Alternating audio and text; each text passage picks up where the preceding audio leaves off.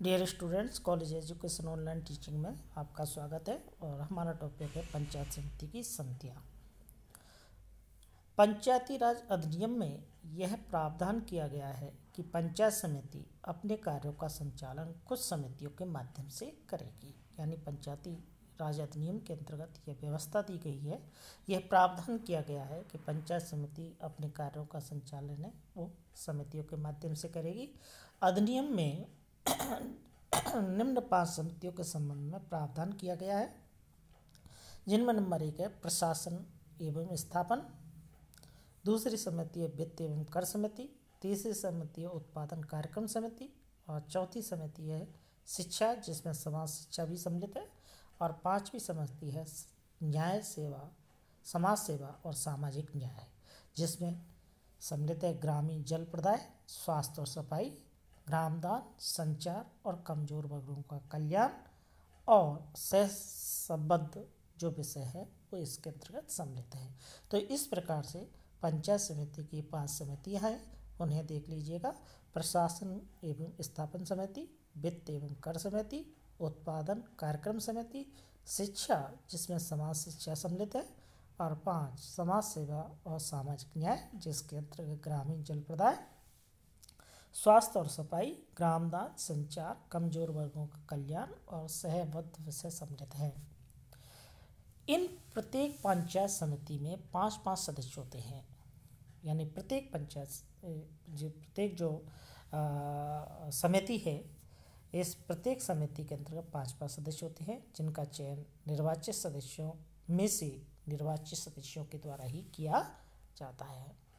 यदि किसी समिति का सदस्य प्रधान है तो स्वतः ही समिति का अध्यक्ष होता है। कहने का तात्पर्य है कि समिति का अध्यक्ष कौन होगा, तो अगर समिति के सदस्यों में प्रधान सम्मिलित है तो प्रधान ही उस समिति के अध्यक्ष होंगे, और यदि किसी समिति का सदस्य प्रधान है और प्रधान सदस्य नहीं है तो उस स्थिति में उस समिति के जो अध्यक्ष होंगे वो उपप्रधान होंगे।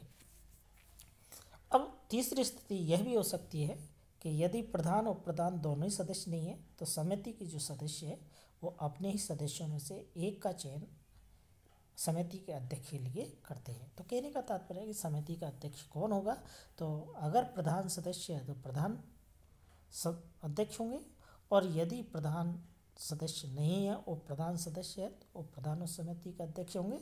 और माना कि दोनों ही यानी प्रधान और प्रधान दोनों ही सदस्य नहीं है तो ऐसी स्थिति में समिति के सदस्य हैं वो अपने में से ही एक सदस्य का जो चयन है वो अध्यक्ष के लिए करते हैं। प्रत्येक जो समिति है उसकी पदावधि है वो 1 वर्ष की है। यदि किसी स्थायी समिति का कोई सदस्य उसके अध्यक्ष की पूर्व अनुमति के बिना स्थायी समिति की ऐसी 5 क्रमवर्ती बैठकों में अनुपस्थित रहता है जिनका उसे सम्यक नोटिस था, यानी उसे जानकारी दी गई थी, और अगर अनुपस्थित रहता है तो स्थायी समिति में उसका स्थान रिक्त घोषित किया जा सकेगा। कहने का तात्पर्य है कि समिति का कोई सदस्य है और अध्यक्ष की अनुमति के बिना वह लगातार 5 बैठकों में अनुपस्थित रहता है तो ऐसी स्थिति में उसका जो स्थान है वो रिक्त घोषित कर दिया जाएगा।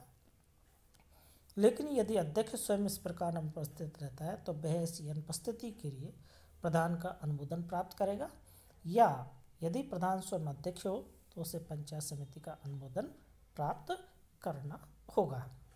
सभी समितियां पंचायत समिति की ऐसी शक्तियों का प्रयोग और ऐसे कर्तव्यों का निर्वहन करेंगी जो ऐसी स्थायी समिति को समय समय पर प्रत्यायोजित किए जाते हैं, यानी डेलीगेट किए जाते हैं। अब इसके बाद में देखिए सतर्कता समिति। राजस्थान पंचायती राज अधिनियम 1994 में सन 2000 में जब संशोधन किया गया था तो उस संशोधन के माध्यम से सतर्कता संबंधी प्रावधान जोड़ा गया था। तो इस संशोधन के माध्यम से ये प्रावधान किया गया कि प्रत्येक पंचायत समिति क्षेत्र के लिए एक सतर्कता समिति का गठन है वो राज्य सरकार के द्वारा किया जाएगा। यानी सतर्कता समिति प्रत्येक पंचायत समिति क्षेत्र के लिए होगी और इसका गठन राज्य सरकार द्वारा किया जाएगा। ऐसी समितियों में 5 सदस्य होंगे, यानी ऐसी समितियां 5 सदस्यों से मिलकर के बनेंगी, जिनमें से 3 सदस्य संबंधित पंचायती राज संस्थाओं के निर्वाचित प्रतिनिधि होंगे और शेष राज्य सरकार द्वारा मनोनीत होंगे। कहने का तात्पर्य है कि ऐसी जो सतर्कता समिति है उसमें टोटल 5 सदस्य हैं, जिनमें से 3 जो सदस्य हैं वो पंचायती राज संस्थाओं के द्वारा निर्वाचित होंगे और शेष जो 2 सदस्य हैं वो राज्य सरकार द्वारा मनोनीत होंगे। इस प्रकार से जो गठित सतर्कता समिति है वो पंचायती राज संस्था के कार्य, स्कीमों और क्रियाकलापों का परीक्षण करेगी। यानी सतर्कता समिति का जो दायित्व है, सतर्कता समिति का जो कार्य है वो पंचायती राज संस्था के कार्य, स्कीमों और क्रियाकलापों का परीक्षण करेगी। साथ ही यह समिति संबंधित पंचायती राज संस्था के अध्यक्ष को अपना प्रतिवेदन अर्थात रिपोर्ट प्रस्तुत करेगी। तो इस प्रकार से पंचायत समिति की जो अंतर्गत जो समितियां हैं उनके संदर्भ में पंचायती राज अधिनियम के अंतर्गत यह प्रावधान किया गया है। Thank you.